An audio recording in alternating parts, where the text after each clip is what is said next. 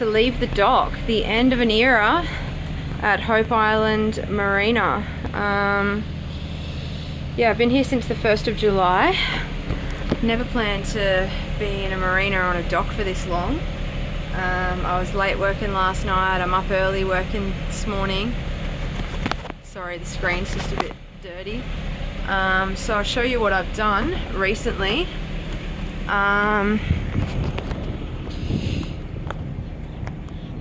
Up front here, my ex put the anchor chain on backwards, so I've just put that on the correct way. Chain is now all painted. The anchor locker is all painted with Emperite.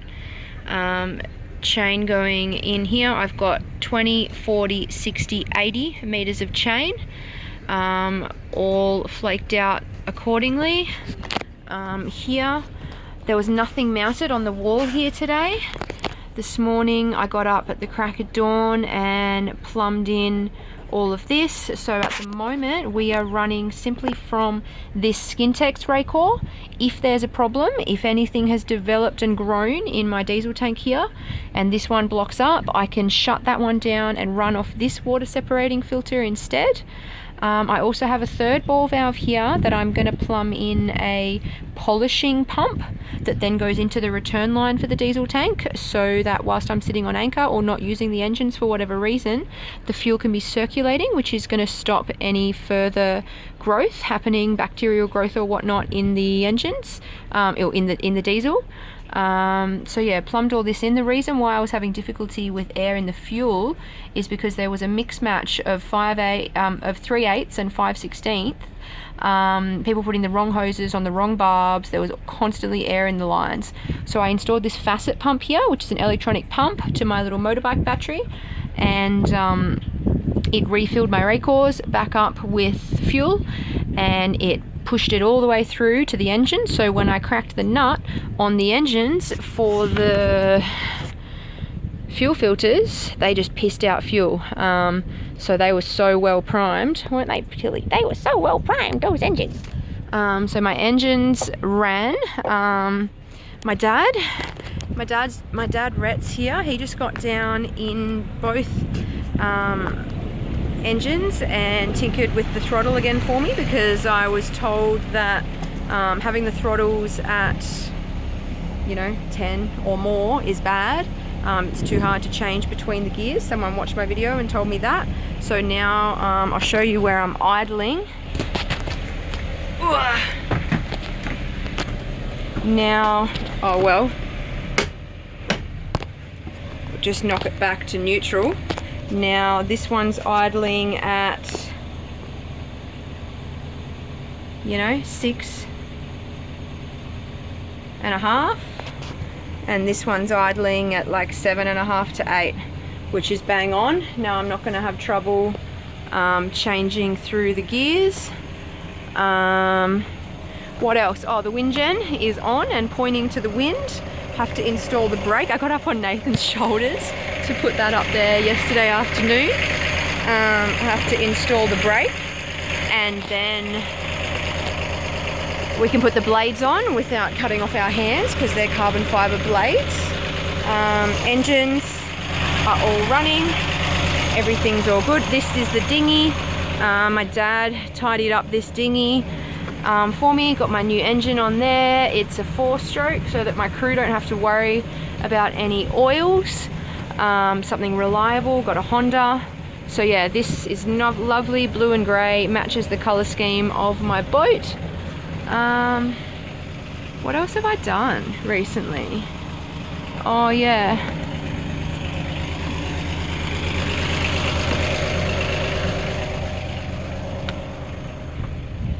we've put the solar panel up here.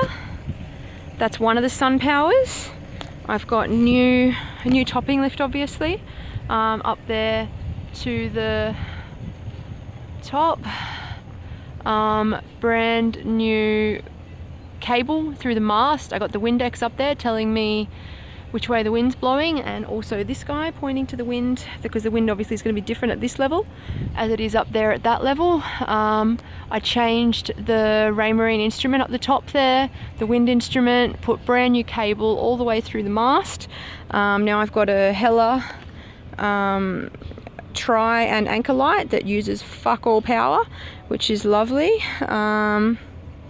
Yeah, this is my new gooseneck. The gooseneck is the fitting that joins the mast to the boom that allows for the movement. New gooseneck there. That's all on. I've got new sheets here, port and starboard, red and green, to go on my Genoa. That's the blue sail at the front there, the forward sail. All my rig tension is now complete. Brand new. I can't wait to get the Genoa out. It's the only sail. Well, I've got the Genoa and a storm jib. Storm jib isn't really a sail. I want a Jenica and a bowsprit, but that's for another day. But yeah, the Genoa is all in. I put soft shackles instead of stainless, top and bottom. Brand new Dynex Genoa halyard is on here. That's all in there. Fucking lovely splicing. I want to learn how to splice. What else? Nav lights are working down here. Port, starboard and stern all working. What else have we been doing, Tilly? Oh, I got underneath the boat. I deflated the dinghy and got underneath the boat to deal with the escape hatch under the galley floor, which is what sunk that Norseman 430. And just, it was already silicon shut, but the silicon, you know, is 5 or 6 years old. So I got under there, re-siliconed it with a black Fixtech, the one that I used for my through-hole fittings that I had left over. So it's super strong.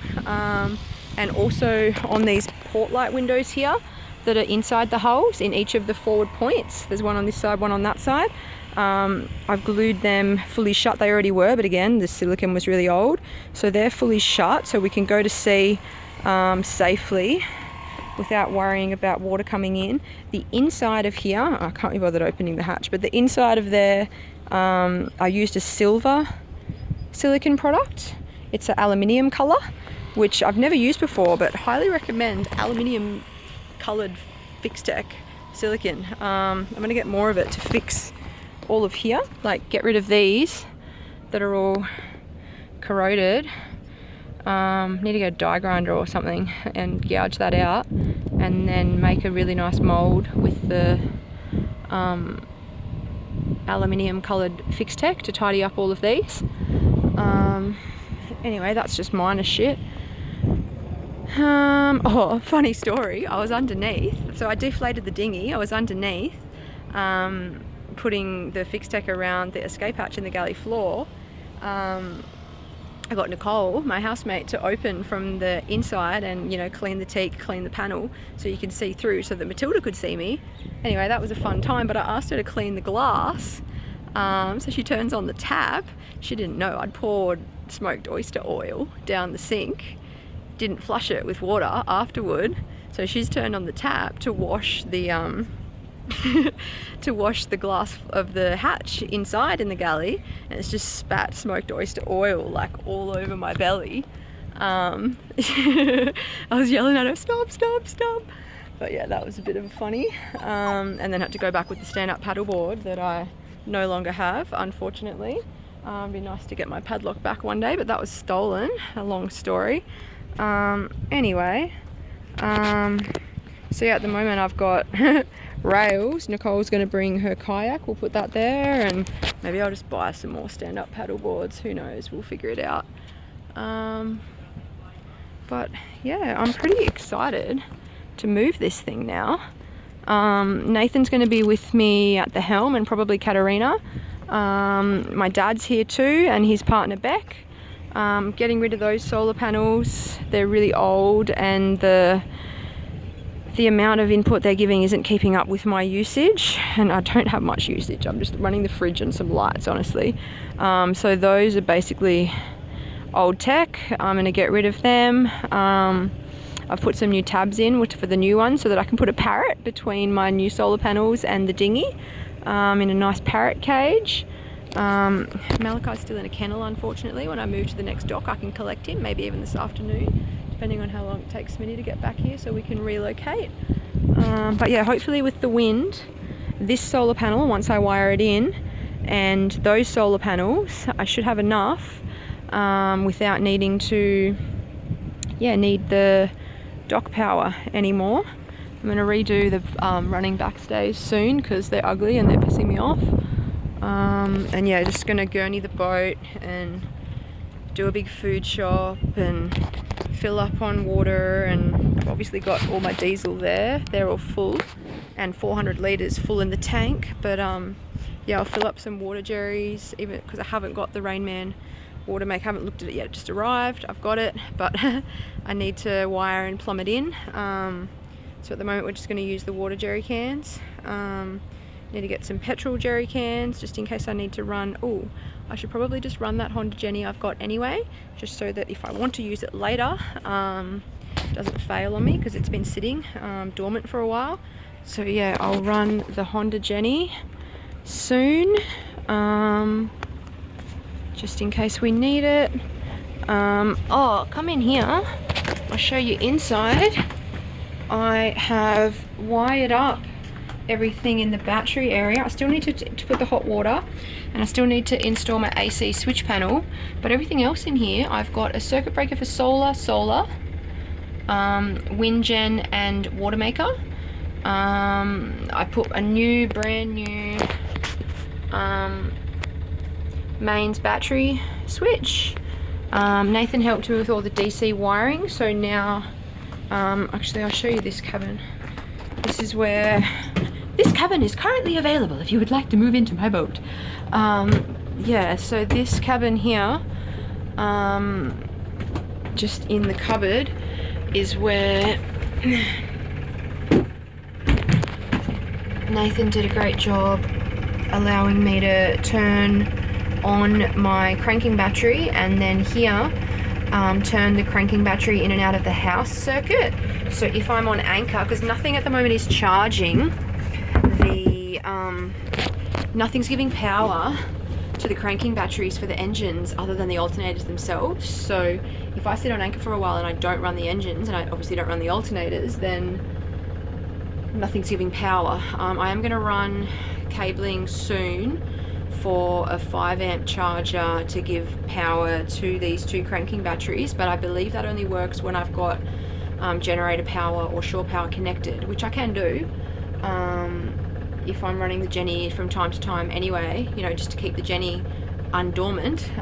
Might be a good idea to do that. So anyway, at the moment I can just click in and out of the house circuit to then boot up my starter motors if need be, if these two batteries on this side and the other side are dead. But yeah, that was really good to get that wiring done, because the reason why this port engine wasn't running the other day, I had to lie down on my belly. I took the pulley off the belt driven water maker so that it didn't hit my stomach while I was in there. I had to get a screwdriver, short out I thought that I was going to have to get a screwdriver and short out the starter to start it manually, bridging the starter. And then I realized that I could actually I could bypass the starter and just deal with the wires on top. So I arced out some wires on top, got the engine started that way, and now I've actually fixed it entirely so that I can start it with the key. There was a few issues. There's a lot of issues with the wiring on this boat, but I actually got my head around that one and I fixed it myself, which was so good to see. Wasn't it, Tilly? Wasn't it, Tilly? I still need to house these batteries and paint this frame white. Oh, I installed the full-length mirror. Nicole and I put this in, but I still need to Calabria is where I have my Italian origins. That's my Italian family, but I still need to put glue. It's literally just in with these, so I still need to put glue, yeah, to fix it all up. But yeah, it is really coming together. This here, there's no more reverse that looks weird when it's filmed. That's a I'm looking at it right now and the light is not moving. I look at it through the phone and it's flickering. That's interesting. But anyway, it was reverse polarity. It isn't. I've now got this shore power plug with a 230 volt Australian standard. It's not US standard anymore. So yeah, I can use that. Let's just, I don't know if you can see this, but I'm going to rev up these into gear now. Alright, starboard engine in forward. Let's give the neighbour a love tap. No, just give it.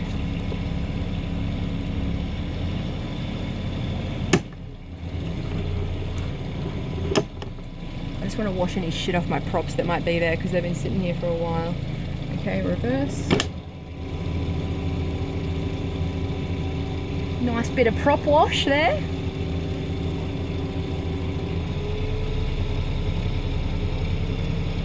Fuck, these are a cunt. They don't like to go. It's like a two-hand job and you need one hand on the wheel.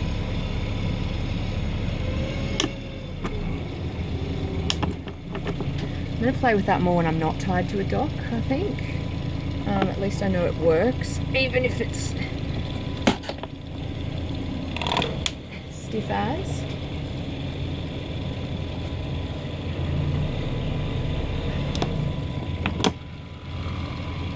It's really stiff. That's in.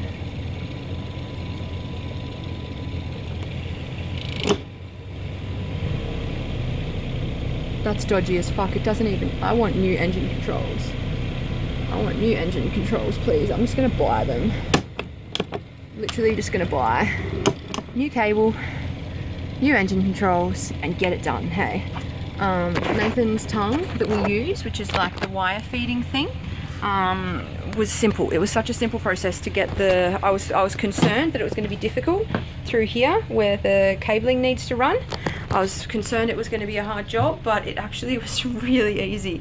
So, because the engine cable comes from the engine down there, out there, through here, and then back to the helm for the port side. It's a shorter run on the starboard side, obviously. At the moment, like, look here, I got 3 red cables and 1 black cable, and the black cable going to the other side was too short, so we made a modification bracket to extend the adjustment so it's got more throw, because it was idling too high because it was already maxed out. So yeah, Nathan helped me with that. I still need to spray lanolin on it actually. I don't know what else I can tell you. It's been a fucking very productive time. I'm so sweaty and so tired. I've been burning the candle at every end. I'm supposed to be at school teaching mathematics, but instead I've been here working on this. The school have been so accommodating and so considerate. I have a lot of appreciation for the staff at Kingscliff High School, and I'm looking forward to becoming a more productive member of their faculty in the maths department. But yeah, for now,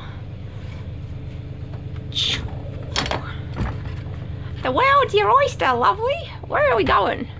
Let's go to Wakey Island, off the coast of, well, it's near the Marshall Islands, just north of the Marshall Islands.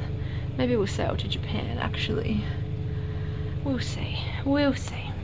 Anyway, I think that's enough of a progress report, so I'll see you once we're on the water.